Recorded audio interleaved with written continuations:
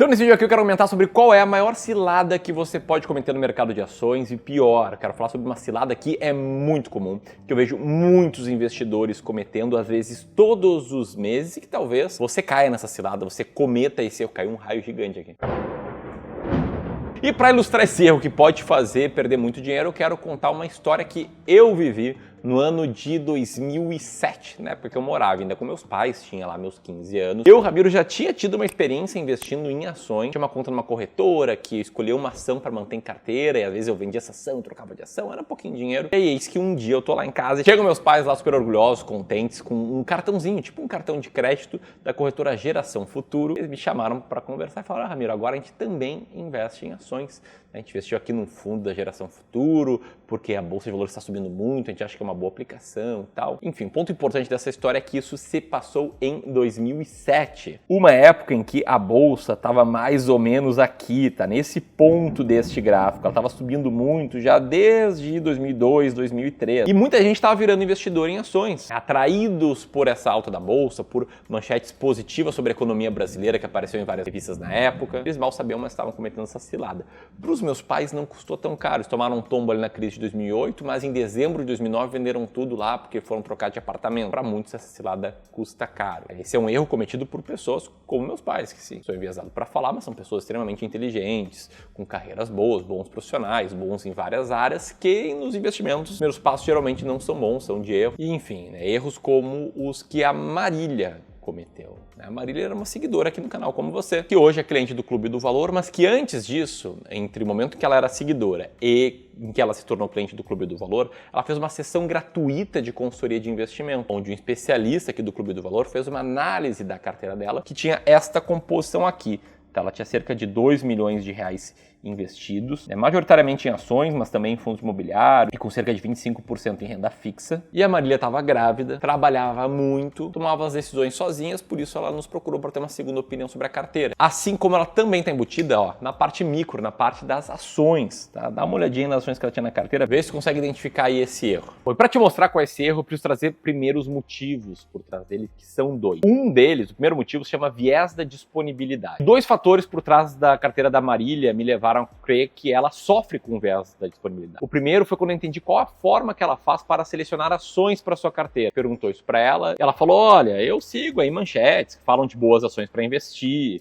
eu vejo que mais bancos e corretoras estão falando e acabo escolhendo essas ações. E o viés da disponibilidade está também por trás do motivo por que ela não tinha R$1 sequer investido em ações norte-americanas. A gente perguntou para ela. Para contexto, são muito boas aí para reduzir o risco da carteira. E o que ela respondeu foi que, olha, nunca me ocorreu. Eu nunca vi alguém falar sobre a importância de investir em ações norte-americanas, vejo pouca gente falar, enfim, eu não sei por que não tem. E o mesmo viés da disponibilidade está por trás do fato de que várias carteiras aqui que a gente analisa no Clube do Valor, as sessões gratuitas de consultoria, tem produtos muito ruins, como os COIs, os certificados de operações estruturadas. E quando a gente pergunta para essas pessoas por que elas têm COI, eles respondem: olha, porque um assessor falou muito bem, e insistiu, e todos os meses ele falava bem do COI, e aí acabei comprando. O que é esse tal viés da disponibilidade, tá? O viés da disponibilidade, ele aparece quando a gente pega um conjunto de informações, que são aquelas informações que estão na mídia, que alguém nos falou sobre elas recentemente, que, enfim, foram recebidas há menos tempo e estão mais disponíveis, e a gente passa a crer que aquele conjunto de informações representa todas as informações que a gente tem que ter para tomar uma boa decisão, quando, na verdade, esse conjunto é uma fração de todas as informações que existem aí para uma determinada tomada de decisão. E por conta do viés da disponibilidade, a gente chega no segundo motivo por trás desse erro, dessa cilada, que é um negócio chamado de Behavior Gap. O que é o Behavior Gap? A gente explicar, hoje é dia 27, sexta-feira, último dia de vagas abertas para a experiência Mestres do Capitalismo, que eu estou falando aqui em todos os vídeos do canal, então a essa altura você já deve conhecer. Se você não conhece, aperta aqui no segundo link na descrição para saber mais. Mas corre! Porque hoje às 23h59 a gente vai encerrar as vagas para essa edição do Mestres do Capitalismo e provavelmente só daqui a 2 ou 3 anos a gente vai ver uma próxima edição. Dito isso, o que é o Behavior Gap, tá? Bom, para te explicar, quero voltar para a década de 2000 nos Estados Unidos, uma década muito ruim para a Bolsa de Valores, uma década em que o S&P 500 caiu um pouco menos de 1% ao ano. Só que nessa mesma década, um determinado fundo de ações, diferentemente do S&P 500, que representa a média do mercado de ações, foi muito bem e subiu 18% ao ano. Poxa, uma década desafiadora, o gestor desse fundo mandou muito bem. O retorno de 18% ao ano multiplica por 5 vezes o patrimônio investido em 10 anos. E aí você pode pensar, passar. Poxa, esse gestor mandou bem, quem investiu com ele ganhou muito dinheiro, foi isso? E a resposta é que não. Na verdade, enquanto o fundo rendeu 18% ao ano, o investidor médio perdeu 11% ao ano. Por que isso? Porque eles compravam na alta e vendiam na baixa. E assim criava esse gap, né? Gap é um espaço de comportamento, que é a palavra behavior, que é o que explica por que a maioria dos investidores tem performance inferior aos investimentos. Comprar na alta para vender na baixa e depois, posteriormente, comprar na alta é uma das evidências desse erro, que tem várias consequências, como você ter uma performance ruim abaixo da média do mercado. E esse erro é o erro de você investir sem estratégia. Embora a carteira da Marília parecesse bem diversificada, essa diversificação aqui era fruto do acaso. Quando ela via manchetes falando bem da bolsa, ela comprava mais bolsa. Quando ela via manchetes falando bem de renda fixa, comprava mais renda fixa. E assim foi formando essa diversificação. Sendo que na parte das ações brasileiras também não existia racional. Ela não sabia explicar por que ela tinha cada ação em carteira, ela não sabia explicar porque a maior posição dela era Vale, com 18% de peso, porque a segunda maior posição eram as ações da Engie. E como ela bem disse pra gente, ela não sabia quando comprar mais de uma ação e quando era hora de vender. Ela ficava muito insegura na hora de tomar decisões de investimentos. Sentia muita ansiedade aí em como lidar com a carteira dela, com medo de perder dinheiro, o que na média, infelizmente, é o que a maioria dos investidores faz. Segundo o JP Morgan, nesse estudo aqui, um investidor médio, por conta do fato de investir sem estratégia, vê sua carteira render menos do que qualquer classe de ativos do mercado. Agora, a pergunta de R$1 milhão ou de 10 milhões de reais é: como evitar esse erro? Eu vou te contar o que a gente faz no Clube do Valor para evitar que os nossos clientes cometam esse erro e o porquê que a gente faz isso. Não que a gente seja aqui senhores da verdade, mas eu acredito que você pode aprender um pouco a nossa experiência e ajustar um pouco aí as rotas da tua jornada como investidor. Se por acaso tu te identificou com a história da Marília, ou tu te identificou como investidor que sente que não tem uma estratégia muito clara de investimentos, seja na parte macro, seja na parte micro, seja porque você escolhe ativos com base nas notícias que lê, ou pega alguma diquinha de investimento com algum amigo. O fato é que, possivelmente, você está investindo sem estratégia, isso pode atrapalhar esse processo de multiplicação patrimonial, pode fazer perder dinheiro ou ver sua carteira render menos do que o ideal, do que você deseja. E aí, se você quiser ouvir uma segunda opinião de um especialista, de forma gratuita, sem compromisso comercial, eu sugiro que você faça o mesmo que a Marília e aperte no primeiro link na descrição, preencha um rápido formulário para ver se você se qualifica uma sessão gratuita de consultoria de investimento e vai te mostrar o que a gente faria para te deixar mais perto aí dos seus objetivos financeiros. Sem promessas absurdas, tudo isso de forma gratuita. Basta você apontar a tela do celular para esse QR Code aqui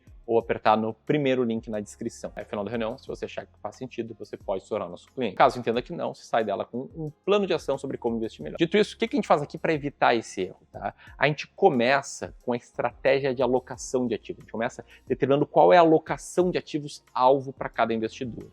E não existe uma melhor carteira de investimentos do mundo. Cada investidor é único. E aqui no Clube do Valor a gente tem clientes que investem só em renda fixa, que são muito pouco tolerantes ao risco. A gente tem clientes que investem só em renda variável, que são muito tolerantes ao risco. A gente tem clientes que diversificam a carteira de diferentes formas. No caso da Marília, ela tinha um perfil arrojado. Ela falou que era uma investidora arrojada, então o ajuste que a gente propôs para ela foi reduzir um pouco de ações brasileiras, incluir ações norte-americanas para a carteira dela ter um risco menor e um maior potencial de retorno. Desenhou esta carteira aqui para ela, né, com peso maior em renda variável, mas um bom peso em renda fixa. Uma carteira que mesmo com o custo que ela tem aí de investir conosco, descontado o imposto de renda, descontado a inflação do período, teria rendido nos últimos 10 anos 7,5% ao ano, tá? Isso nos últimos 10 anos. E nos últimos 20 anos, a performance teria sido de 8% ao ano. Ou seja, em termos reais, descontado da inflação, ela teria multiplicado o patrimônio por 5 nesses últimos 20 anos. E poderia ter uma renda passiva bem interessante, cerca de R$60 mil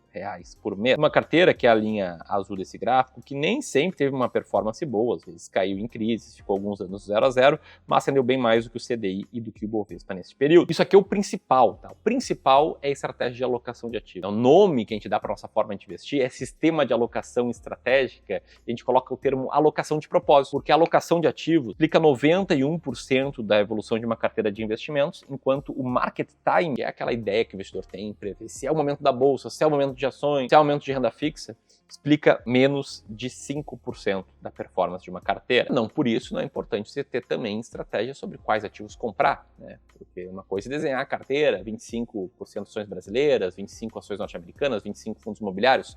e o restante renda fixa. Outra é, beleza, como selecionar esses ativos? Então, aqui o que a gente faz na parte renda fixa é dar um peso maior para títulos privados, de preferência com a garantia do fundo garantidor de crédito, como o caso desse cliente aqui, que a gente diversificou seus 600 mil em renda fixa dessa forma, peso maior em renda fixa em inflação e menor em pós e pré-fixado, colocando 80% dessa carteira em ativos protegidos pelo fundo garantidor de crédito, mas fazendo a diversificação em diferentes datas de vencimento, no que a gente chama de estratégia da escada. Por que estratégia da escada? A gente faz como se fosse uma escada de vencimento, para esse cara saber que todo ano ele vai ter um fluxo de caixa entrando na conta, que são os ativos de renda fixa vencendo, e vai estar bem diversificado também em horizonte temporal. O mesmo vale para a estratégia de seleção de ações, que eu não vou me alongar nesse vídeo.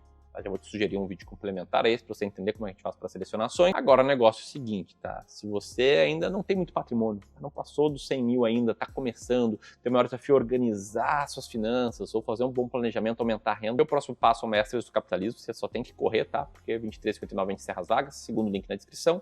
E se você já passou ali dos 200 mil investidos, 500 mil, 1 milhão, 2, 10 milhões ou mais, a gente consegue te ajudar muito com a nossa consultoria. A primeira sessão é gratuita, você pode apertar aqui para saber mais. Para um vídeo sobre investimentos em ações complementar a esse, vou deixar aqui um link. Por hoje é isso, um grande abraço e até mais.